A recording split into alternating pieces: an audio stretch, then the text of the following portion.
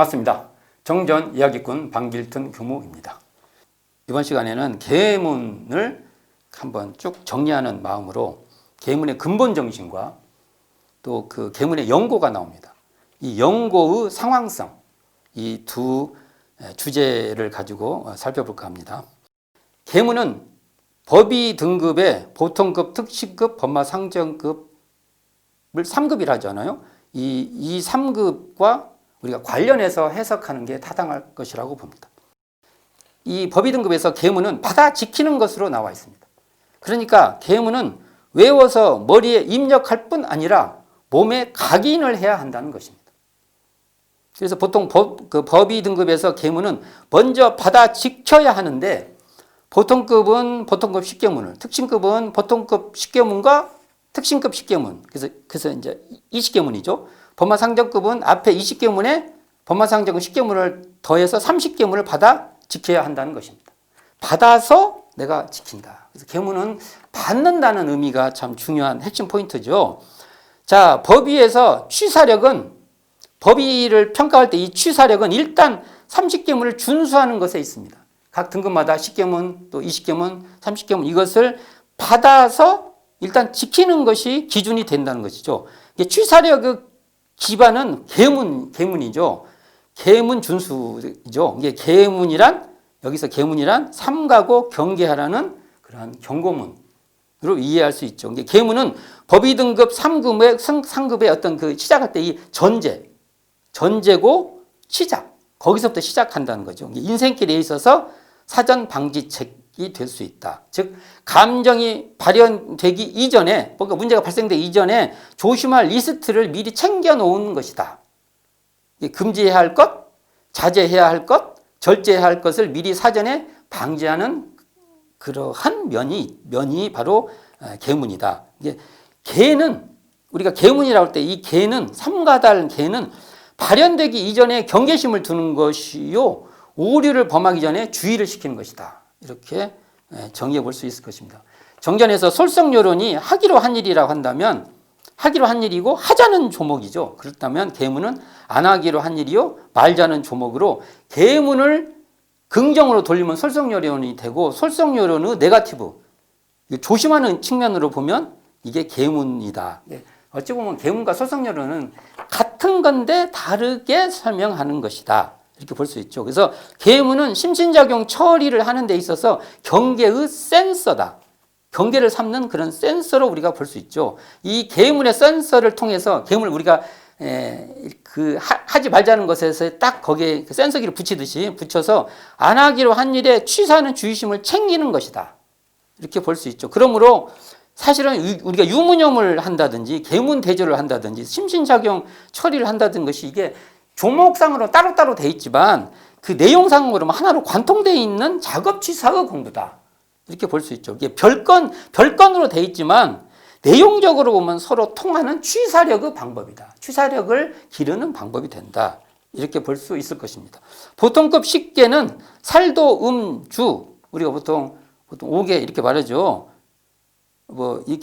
이런 것이 이런 신업, 몸으로 짓는 업이 중심이 되고, 특신급은 타인과 양설, 꾸미는 말 등 구업을 중심으로 설명이 되고, 법마상정급은 암안심, 시기심, 탐심, 진심, 치심 등의 의업을 중심이 돼서 구성되어 있다. 이렇게 보통 크게 큰 줄기로 꼭 그런 건 아니지만 큰 색깔은 그런 면이 있다. 이렇게 볼 수 있고요. 자, 여기서 우리가 중심적으로 살펴볼 것이 계문의 근본 정신입니다. 과연 대종사님은 왜 우리 계문을 주었을까라는 근본 정신에 우리가 초점을 맞춰야 되는데, 이 원불교에서 계문을 주는 근본 정신은 상대에 대한 아낌, 상대를 아끼고 배려하는 그 마음이 있는가 없는가가 근본 정신이다. 이렇게 해석해 볼 수 있습니다. 말이나 행동이 타인을 배려하고 아끼고 있는가? 이걸 살피는 거죠. 우리가 욕망 자체가 비윤리적이고 아름답지 못한 것이 아니라 욕망 자체를 우리가 뭘 하고 싶어 하고 저걸 내가 가지고 싶고 이런 거 있죠. 이런 것이 문제되지 않는다는 거예요. 단지 넘지 말아야 할 선 넘은 행동. 이 선 넘은 행동이 자제, 스스로 이렇게 자기가 잘 조정하는 이 자제되는 행동보다 더 타인에게 많은 고통을 가져준다는 것입니다. 그러니까 우리는 그 선을 넘는 것을 스스로 지키는 것이죠. 타인에게 고통을 일으키지 않기 위해 자신에게 주어진 제약을 스스로가 수용하는 거예요. 이게 청정한 이타의 마음이라는 겁니다. 타인을 아끼고 배려하는 이타의 마음, 이것이 바로 계문의 근본 정신이 아닐까. 아끼는 마음, 타인을 고려하고 타인을 배려하고 타인의 아픔을 등한 이렇게 보아 넘기지 않는 거예요.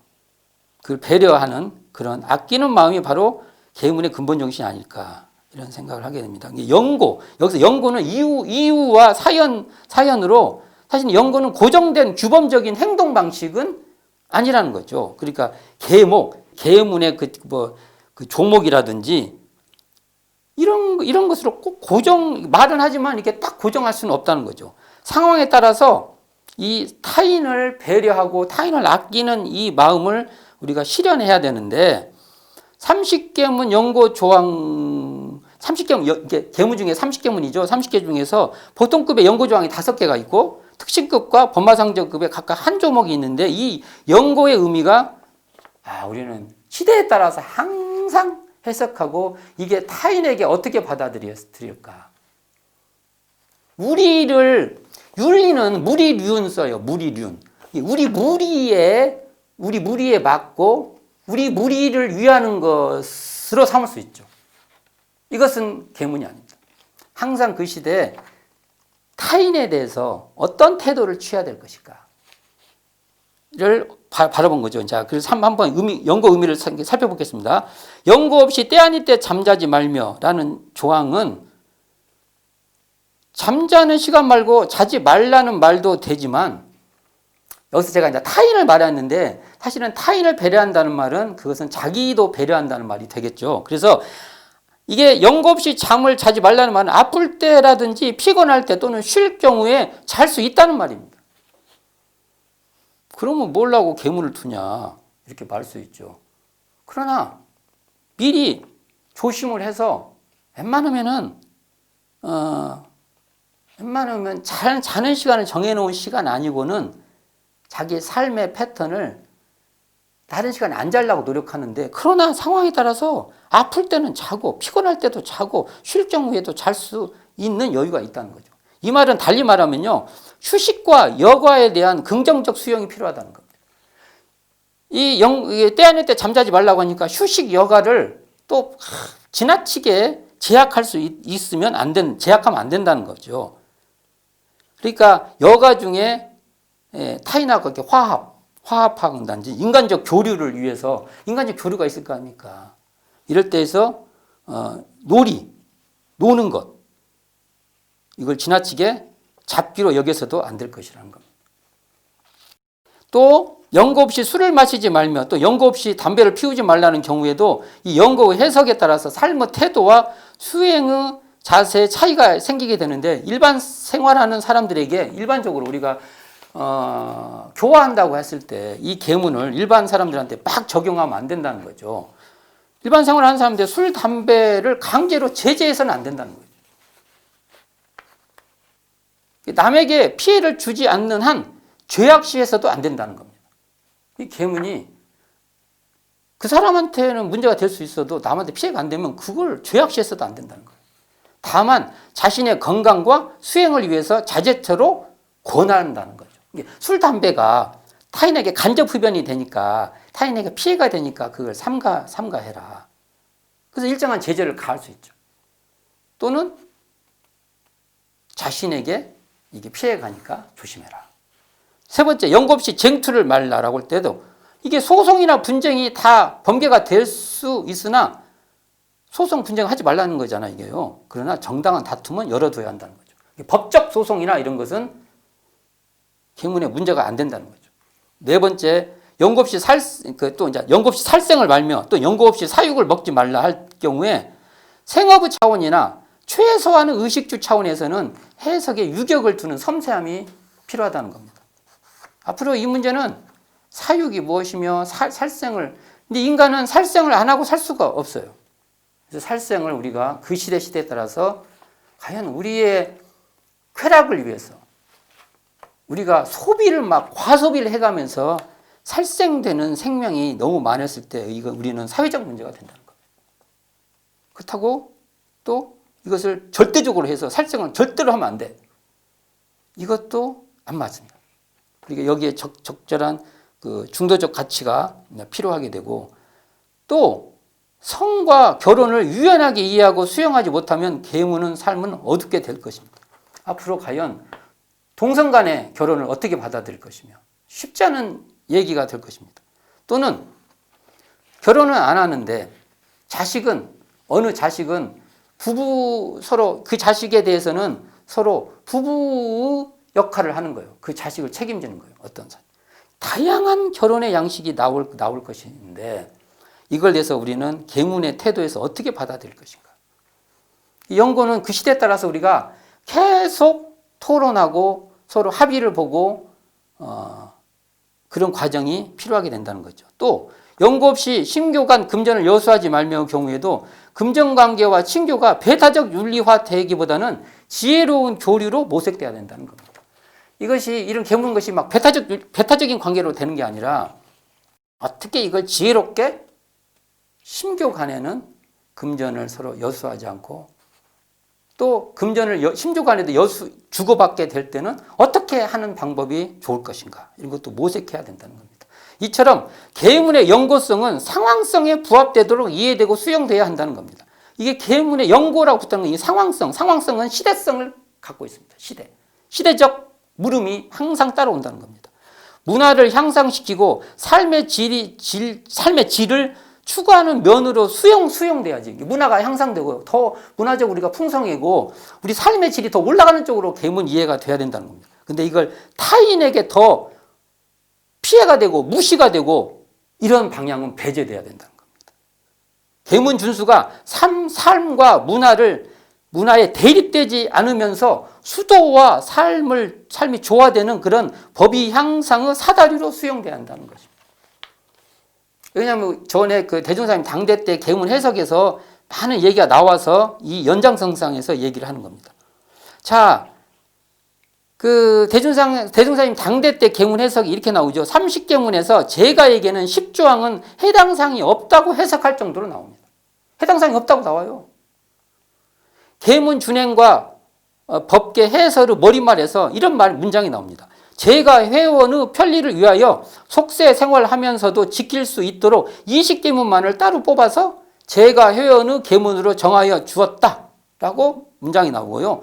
김형호, 그 대종사님 당대 때 제자죠. 김형호는 회보 제56호에 계문의 공덕에서 이렇게 말합니다. 나의 스승님이죠. 유아 종사주 대종사님께서 전부 출신 출가자에게 30계문을 주었지만 그 거진 출신 제가에게는 20계문을 설하셨다. 이렇게 나와요. 지금 우리는 이거 받아들이기 어렵죠. 근데 이 당대에 이렇게 나온다는 거죠. 그러니까 30계문 중 10계문은 범행 유무를 아예 문제 삼지 않겠다는 거예요. 계문 체크 자체에서 이걸 문제 삼지 않겠다는 거예요. 다만 이 계문을 범하지 않도록 한번 해봐라고 권유하는 거예요. 이걸 범했다고 해서 문제 삼지 않지만 그렇지만 이걸 한번 해봐라. 제가 근데 이렇게 말하고요. 39계문에 있어서 전부 출신 출가자는 처음부터 계문대로 해봐라. 이렇게 입장이 달라요. 처음부터 계문대로 해봐라. 제가 회원들은 생활에 지장이 없는 선에서 삶의 루틴, 우리 그 체계를, 습관을 계문을 범하지 않는 방향으로 진행하도록 권장해 했어요. 어떤 거는 범해도 10개는 문제를 삼지 않을 정도로. 자, 경성 제자들이 소태산 대종사께 사왔던 의복 중에는 당시 유행했던 백화점의 산물도 있었어요. 지금 그 박물관에 가면 있는데 이게 지금으로 말하면 백화점 굉장히 좋은 데서 사온 거예요. 대종사는 이러한 첨단의 유행을 즐겨 하지는 않으셨지만 그걸 거부하지도 않았어요. 야, 가져가. 이렇게 안 했어요. 받습니다. 여러 가지 의미가 있겠지만 일단 받아요. 그러니까 소태사는 물질 문명의 사회 속에서 물질 가치를 폄하하지 않으면서 그 물질 가치에 매몰되지 않도록 중도를 잡아 그 물질 가치를 잘 사용하도록 했던 것이에요. 정전 30계문의 조항들은 물질 문명을 배제하는 해석이 되어서는 안 된다는 것입니다. 우리 계문이 과거의 계문같이 물질 문명을 배격하는 쪽으로 해석이 돼서는 안 된다는 거예요. 계문도 물질이 개벽되니 정신을 개벽하자는 개교 정신에 근거해야 하며 물질 문명에 바탕한 정신 개벽의 계문이 되도록 우리는 그것을 해석해내야 된다고 봅니다. 그 사례가 그 사례 중 하나가 바로 미의 추구입니다. 미, 아름다움을 어떻게 볼 것이냐. 또 예의 존중이요. 예의가 있냐. 이거에 대한 해석을 어떻게 미래 사회로 가져가냐 이겁니다. 그리고 거기에 맞게끔 계문을 준수해 가냐 이겁니다. 그리고 의복을 빛나게 꾸미지 말라고 하는 계문의 경우 의복을 빛나게 꾸미지 말라. 이 물질 문명과 정신 문명의 병행의 시각으로 볼 때 과연 소태사는 패션을 외면했을까라는 거예요. 패션이 미의 축을 어떻게 수용하셨을까? 분명 서태단 대종사는 이 패션에 대한 이 멋을 물질 문명을 밝게 수용했을 거라고 봐요. 이 멋을 수용했을 거라고 봅니다. 기념일 때 제자들에게 옷도 잘 입고 나오라고 권장했어요. 색깔 있는 옷 좀 입고 나와라. 우리 기념일 이렇게 할 때. 다만 자신의 상황과 형편에 과분할 정도의 의복을 꾸미지 말라는 것이지 패션 자체를 거부한 것은 아니라는 겁니다. 미를 추구하셨다고 봐요. 미를 추구하는 것은 계문의 위법. 효당에 오면은 올 때도 멋있게. 저도 이게 패션 할 줄 모르는데 우리 교모들도 멋있게 사는 것은 계문에 위반되지 않는다. 또 금은법회 구하는데 정신을 뺏기지 말라는 계문의 경우에도 자기 사랑의 방법으로 또는 부의 창출을 위해서 폐물을 모으는 것은 타당하다는 거예요. 자기를 멋있게 막 귀걸이도 하고 또 멋있는 그 장식도 이렇게 패션 장식들 있죠. 보화로운 걸 가지고 했어요. 이건 문제가 안 된다는 겁니다. 또 부를 모으기 위해서 어떤 것을 이렇게 샀어요. 그때 좋은 걸 이렇게 사놔요. 금도 사지 않습니까? 금도 사서 딱 저장해 놓으면 그 금 가치가 올라가면 자기 자산 가치가 올라가니까 이런 것은 문제가 안 된다는 거예요. 다만 의복과 금은 보패가 자기의 가치보다 더 존숭되어 그 가치에 끌려다니면 안 된다는 겁니다. 금은 보패를 사용하는 자기 자신이 금은보패를 사용하지 않습니까? 어때는 장식품으로 사용할 수도 있고 부의 가치로도 사용할 수도 있고. 근데 이 자신이 정신개벽의 주체자가 되어야 하는데 이게 거꾸로 되면 안 된다는 거죠. 그것이 그 금은보패가 자신을 끌고 다니면 안 된다는 거예요. 물질이 소중하니까 재밌죠. 물질이 소중하니까 정신 가치가 있는 사람은 그 물질이 소중한 줄 아니까 이 물질을 아끼고 물질을 잘 사용하여서 정신 가치를 더욱 살려낸다는 겁니다. 어떤 사람은 그 패션 이렇게 그 장식을 이것도 하고 저것도 하고 그래서 다 그것이 나를 빛내요. 근데 어떤 사람은 무엇을 못하면은 창피해서 뭣도 못하고 자존심 상하고 그것은 그 물질 가치에 그 금은보패에 종속된다는 것이죠. 이 점이 계문의 우리가 가치 전도가 안 되는 것이 계문의 본의가 될 것입니다. 또 예 아닌 노래 부르고 춤추는 자리에 쫓아놓지 말라는 경우에 노래와 춤 자체가 문제가 되지는 않는다는 거예요. 노래 춤은 아무 문제 없어요. 향후 미래 사회는 여가 사회가 될 것이고 감성 사회가 될 것입니다. 그래서 노래와 춤은 인간이 서로의 존재를 서로의 감정을 교류하는 중요한 수단이 될 겁니다. 삶의 아주 중요한 가치. 앞으로 삶의 많은 부분을 이제 일이 우선이 아니고 노래하고 춤추는 것이 더 중요한 사회가 될 것입니다. 이 계문의 포인트에서는 예가 있습니다. 예를 어떠한 관점에서 바라보냐에 따라서 계문의 범과 유무가 결정되기 때문입니다. 미래 사회의 우리가 예라고 할 때 이 예의 핵심은 타자성이 있다고 봅니다. 타자성은 내가 상대하는 내 바깥에 있는 사람입니다. 나와 상대하는 이 대면하는 사람이죠. 상대. 이 타자성이 있는데 타인이 싫어하고 거부하면 정당성을 잃게 된다는 거예요. 예는요. 그 사람이 싫어하면 거기 정당성이 없어요. 서로 교류하는 사이에 타인에게 예를 잃는다는 것은 타자의 입장과 처지를 고려하지 않고 자기 입장에서 자기 위주로 심신작용을 처리하는 것으로 상호 존중성을 잃게 되는 것입니다. 그래서 그것이 바로 상호 존중성을 잃어버린 것이 신뢰감입니다. 상대가 싫은 것을 내가 좋으면 막 해요. 그러면 이건 신뢰다. 예를 잃어버린 것이다. 타자에 대한 존중을 놓쳤다. 이게 예를 잃어버린 겁니다. 예는 이러한 인간 존중의 관점에서 바라봐야지 정근대적인 이 집단윤리의 가치, 원불교도 원불교의 가치가 생성돼 갖고 그 가치로 모든 것을 바라보면 안 된다는 것이죠. 이 집단 가치에 매몰되어서는 안 된다는 것입니다. 미래의 문명은 물질 문명이 기반되므로 물질 문명이 계속 기반될 겁니다. 물질 문명이 이제 첨단 물질 문명이 기반돼서 뭐 통신 어마어마하게 달라질 세계인데 어쩌면 상상도 못할 수도 있습니다. 이런 물질 문명이 기반되므로 노래와 춤도 물질 문명을 향유하는 조건이 될 겁니다. 이게 중심이 될 수도 있어요.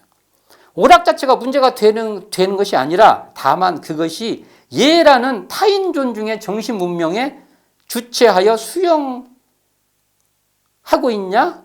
그것의 근거에서 활용하고 있냐? 그 여부에 있다는 겁니다. 이것을 실제로 우리가 잘 하고 있냐? 예를 가지고 노래도 활용하고 노래하는 것도 하고 예가 타인을 서로 교류하는 교감하는 타인과의 관계 속에서 춤추는 문화도 있고 하냐 이거죠. 결국 계문은요 미와 예 그리고 법이라는 사회성 속에서 해석되고 실천돼야 한다는 것입니다. 한마디로 물질 문명을 선용하는 정신 문명의 계문이 되어야 한다는 것입니다. 물질 문명이라는 기반을 놓아버리고 계문을 논의하면 이거는 과거의 계문 얘기예요.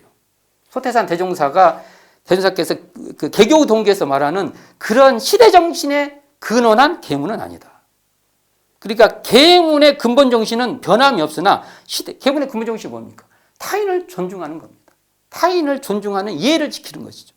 변함이 없으나 시대를 따라 그 적용의 해석이 계속 요청되는 겁니다.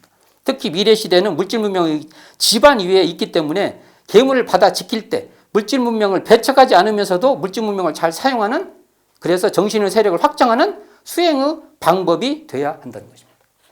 오늘은 계문을 정리하는 마음으로 계문의 근본 정신과 연거의 상황성 그리고 물질 문명 속에서 계문 준수를 앞으로 어떻게 해야 될 것인가에 대한 논의가 필요하다는 얘기를 해보았습니다.